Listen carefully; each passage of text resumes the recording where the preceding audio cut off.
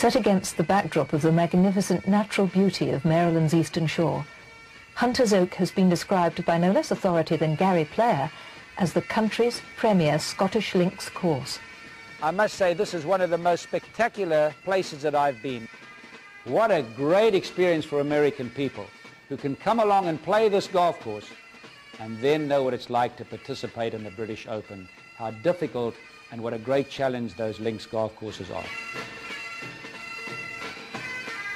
The authenticity and attention to detail of Hunter's Oak make it easy to imagine you've been somehow transported to the windswept bluffs and crags of Scotland, to the hallowed places where the game was born. We got to think about people that are going to be members here, that they're going to be happy, but that they're going to have the best facility. That's our main concern.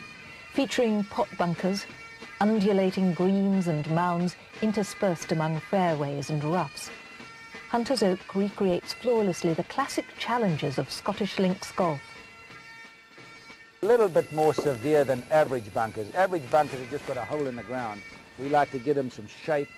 Yes, well, the golf course talks to you in that it tells you how difficult it is when there's a little breeze, and then when it gets a little colder, the ball doesn't go as far.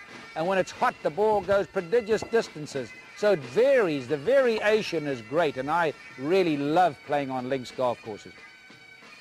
Fairways, tees and greens are planted with the highest quality bent grass and centuries-old live oaks surround the course. The club's manor house reflects an old-world architectural style whose classic timelessness speaks volumes while saying very little. The interior is plush without calling attention to itself. Its furnishings and decor recall a time when leisure activities were enjoyed in surroundings whose elegance was obvious yet somehow muted. Next to the manor house is a Dornoch pub and grill so authentically Scottish that one might half expect to see players in tweed jackets.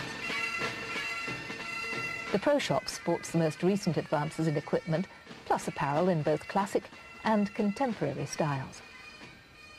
There is, of course, a world-class practice facility and golf school.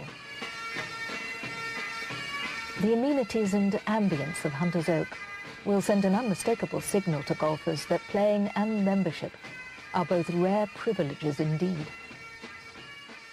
Gary Player is designing the new course we're building at Hunter's Oak. Now what we're going to do as a company is design the next golf course, which is entirely different. A much softer golf course, wider fairways, and a more user-friendly golf course. So people, or should I rather say members, will have the choice of participating on either golf course. But they want members to come out here and really enjoy nature. And you're going to see nature at its best here.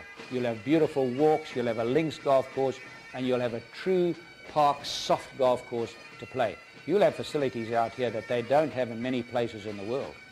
Come with us on a tour of some of Hunter's Oak's most challenging holes and breathtaking landscapes. No, it's not Scotland, but it's the next best thing. The ideal tee shot on number 2 favours the right side of the fairway, opening up the elevated green.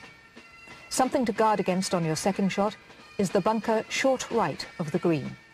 Hole number 5 is by far the most difficult and best played conservatively with a directional pole used as your aiming point. The second shot should be played as a par 5 and lay up to green.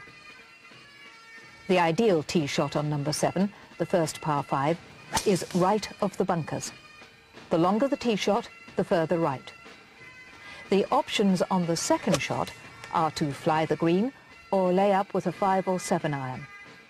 Number 8, the signature hole with its 9 bunkers, is best played at the directional pole. With 5 bunkers ahead of you, the approach shot should be played long. The ideal tee shot on the 12th hole, par 5, is to favour the right side of the fairway. The second shot requires a risk-reward decision to a sunken green. The tee shot on number 13 should hug the left side of the fairway. On the second shot, you need to guard against the dry moat right and short of the green. The tee shot on number 15, a par 4, needs to be short and right of the directional pole. This would leave you 135 yards to the green. Following the hard-earned indulgence of a round of golf at Hunters Oak, why not treat yourself to skeet shooting and fly fishing at nearby Pintail Point?